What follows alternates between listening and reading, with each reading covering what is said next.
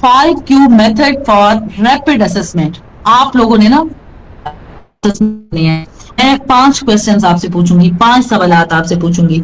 अच्छा, सबसे पहले ना आपको ये देखना है, आपको खुद से पूछना है, आपको अपने क्लाइंट से पूछना है, आप किसी का बिजनेस हैंडल कर रहे हो या खुद अपने लिए आप यहाँ पे मौजूद हो, तो आपको सबसे पहले ये सोचना है, आप एज ए फ्रीलांसर यहाँ पे मौजूद हो तो आपको सोचना है कि आपकी प्रोडक्ट क्या है। आप डिजिटल मार्केटिंग की स्किल्स को सेल कर रहे हो, आप मेटा एड एक्सपर्ट हो, आप गूगल एड एक्सपर्ट हो, आप एसईओ एक्सपर्ट हो, आप कंटेंट राइटर हो, आप वीडियो एडिटर हो। ये तो हो गई पर्सनल स्किल्स।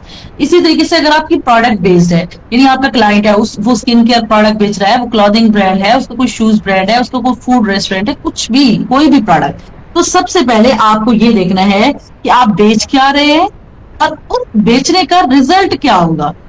मैं बेच रही हूँ क्लॉथिंग ब्रांड, ठीक है, मेरा है कपड़ों का बिजनेस, उसमें हम हाथ से बने हुए कपड़ों को ज्यादा फोकस मिला रहे हैं, वैसे दूसरे भी हैं, तो यहां से आपको डिफरेंस क्रिएट करना है, ठीक है।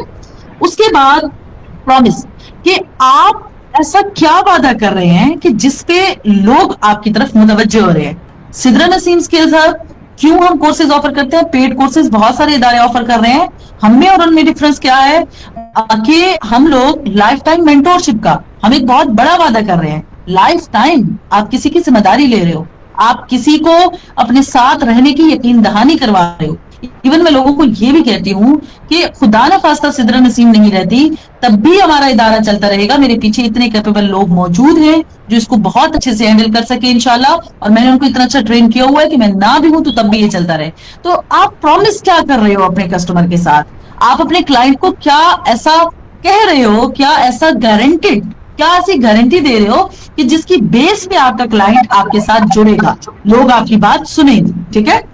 उसके बाद प्रूफ, ये तीसरे नंबर पे, और ये बहुत अहम है कि आप जो प्रोडक्ट दे रहे हो उसके जो आउटकम्स बता रहे हो, जो प्रॉमिसेस कर रहे हो, आपके पास प्रूफ क्या है, आपके पास क्या कोई टेस्टिमोनियल्स वगैरह हैं, क्या आपके पहले से मौजूद कोई कस्टमर्स हैं, क्या आपने कोई बिफोर आफ्टर जो आपके पास रिजल्ट्स हैं आपने वो नोट किए। आप कहेंगे कि मैम एक नया बिजनेस जिसने अभी कल ही आगाज किया है, उसने अपनी कोई प्रोडक्ट बनाई है, तो वो कहां से रिव्यूज लेकर आए, और मैं इसका जवाब ये दूंगी कि आप जब कोई भी बिजनेस स्टार्ट करते हो तो डेफिनेटली आप कहीं पे किसी गोले पे नहीं रहते, आप जमीन पे रहते हो, आपके आसपास आपके माँ बाप भी हैं, बहन भाई भी हैं, बीवी भी है या शोहर भी है, आपके रिश्तेदार भी हैं, आपके दोस्त अहबाब भी हैं। एटलीस्ट आपके सर्कल में 4 से 5 ऐसे लोग मौजूद होंगे जो आपकी प्रोडक्ट को टेस्ट करके वहीं पे आपको सोशल मीडिया पे रिव्यूज भी दे सकते हैं, और वो फेक रिव्यूज नहीं है क्योंकि उन्होंने वो प्रोडक्ट यूज की हुई है।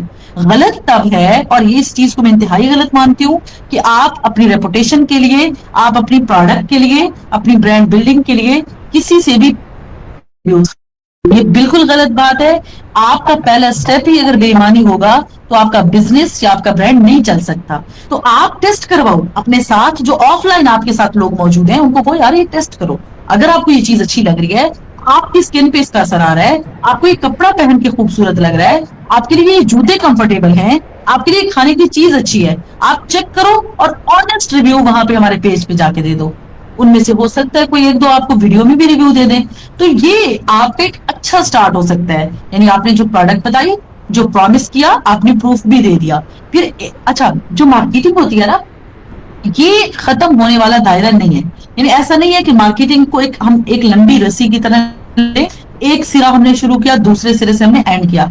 मार्केटिंग एक ग्रोथ लूप है, वो चलता। एक रिव्यू है, आप जब लगाते हो उसको देख के 10 लोग मिसाल प्रोडक्ट देख रहे हैं, ज्यादा की बात ही नहीं करते, शुरू में 10 लोग देख रहे हैं, 10 में से कोई एक एटलीस्ट ऐसा होगा जो कहेगा कि मुझे भी ये ट्राई करनी चाहिए, मुझे भी ये लेनी चाहिए। अब वो एक बंदा जब लेगा तो फिर आपके पास एक और रिव्यू आ जाना है। अब वो रिव्यू जब आप पोस्ट करोगे देन आपके पास फिर एक दो बंदे और आ जाने हैं जो आपसे ले लेंगे। तो ये जो ग्रोथ लूप है आपकी, ये चलती रहेगी। आपका हर रिव्यू, आपका हर टेस्टिमोनियल, आपका हर यूजीसी कंटेंट आपके पास मजीद कई लोग लेकर आता है, और वो कई लोग उनके रिव्यूज, उनके टेस्टिमोनियल्स मजीद लोगों को लेकर आएंगे। अच्छा जी, प्राइस पे आप प्रोडक्ट की क्वालिटी बहुत अच्छी बता रहे हैं, आप प्रोडक्ट का आउटकम भी बहुत अच्छा बता रहे हैं, आप प्रॉमिस भी बहुत अच्छा कर रहे हैं, आप प्रूफ भी दे रहे हैं, क्या आप प्राइस उसके अकॉर्डिंगली रख रहे हैं कि नहीं? यानी कि प्राइस आपने कहीं آپ प्रोडक्ट दे रहे हो मिड लेवल की, प्राइस आपने प्रीमियम वाली रखी हुई हो, या प्रोडक्ट आपकी बहुत प्रीमियम हो और प्राइस आपने इंतहाई चीप रखी हुई हो, तो ये भी समहाउ आपके बिजनेस पे इम्पैक्ट डालती है। तो आपको सोच समझ की प्राइसिंग रखनी होती है। आप जिस कैटेगरी को भी सर्व कर रहे हो, मैं ये नहीं कहती कि आप सस्ता नहीं बेचें, मैं ये नहीं कहती आप महंगा नहीं बेचें, आप पहले से तय करें कि आप किसको बेच रहे हो। आपके पास अमूमन 3 तरह की कैटेगरीज हैं। आपके पास लोअर क्लास है, उनको सिर्फ सस्ता चाहिए, उनको क्वालिटी से कोई फर्क नहीं पड़ता, और ऐसे हजारों बिजनेसेस हैं जो ऐसे लोगों को सर्व कर रहे हैं और बहुत कामयाब भी हैं, वो खुद करोड़पति हैं, अरबपति हैं वो लोग। क्यों? हालांकि लोगों को लगता है कि सस्ता बेच के तो हम लोग नहीं अमीर हो सकते, लेकिन सस्ता जब आप बेचते हो ना, तो आपके नंबर ऑफ यूनिट्स बढ़ जाते हैं, बल्क में बहुत ज्यादा, हजारों की तादाद, लाखों की तादाद में लोग लेते हैं, ठीक है, तो वहां से आपका प्रॉफिट मार्जिन बढ़ जाता है, जाहिर है। अच्छा, एक होता है फिर मिड लेवल, मिडिल क्लास के लिए अफोर्डेबल, यानी कि उनको सिर्फ अफोर्डेबल चीज, क्वालिटी भी कुछ हद तक मुनासिब चाहिए थी, बहुत हाई लेवल की क्वालिटी की वो भी डिमांड नहीं करते, बिकॉज वो दे रहे हैं, डेफिनेटली उतना ही हमें इसकी आउटपुट मिलनी है, लेकिन समहाउ वो क्वालिटी को मद्देनजर भी रखते हैं, ठीक है। तो क्वालिटी अच्छी होनी चाहिए, बेहतर नहीं, अच्छी, मतलब हम कहें अगर 10 में से 8.5% तो क्वालिटी होनी चाहिए। अच्छा, वहां पे आपको रीजनेबल, अफोर्डेबल इतने में ही रहना होता है। देन आप प्रीमियम, अगर आप प्रीमियम को चूज कर रहे हो, आप चाहते हो कि नहीं सिर्फ एलीट क्लास आपसे ले, सिर्फ आपका जो बड़ा और अच्छा कस्टमर है वो आपसे बाय करे, आप आपसे रखते हो, आप ये कभी नहीं क्या आप कहें कि मेरे पास हर तरह की चीज मौजूद है, महंगे वाला कस्टमर आएगा उसको मैं महंगी दे दूंगा, सस्ते वाला आएगा उसको सस्ती दे दूंगा, मिड वाला आएगा मैं उसको ये दे दूंगा, ये गलती करनी। अगर आप ये गलती करते हो, इसका आपको ये नुकसान होता है कि आपके ब्रांड की पोजीशनिंग वो टोटली खतरे में आ जाती है। एलीट क्लास आपके पास कभी नहीं आएगा। अगर आप मिडिल क्लास को और लोअर क्लास को सर्व कर रहे हो, तो एलीट में आपके पास बिल्कुल नहीं आना, फिर आप इस चीज के ख्वाब छोड़ आएगी। क्यों? क्योंकि एलीट क्लास में जो एक उनका माइंड सेट है ना, वो एसोसिएशन, वो चीजों से या ब्रांड से निस्बत चाहते हैं। खवातीन एक दूसरे के पास जाके बोले फलां ब्रांड तुमने खरीदा है, तो उनको ये नहीं है उनको क्वालिटी कैसी मिल रही है, उनको ये नहीं है कि ये चीज कैसी है, उनको सिर्फ ये है कि ये इतना महंगा है, मुझे सबसे महंगे कपड़े दिखाओ, मुझे सबसे महंगे जूते दिखाओ। ये एलीट क्लास का माइंड सेट है।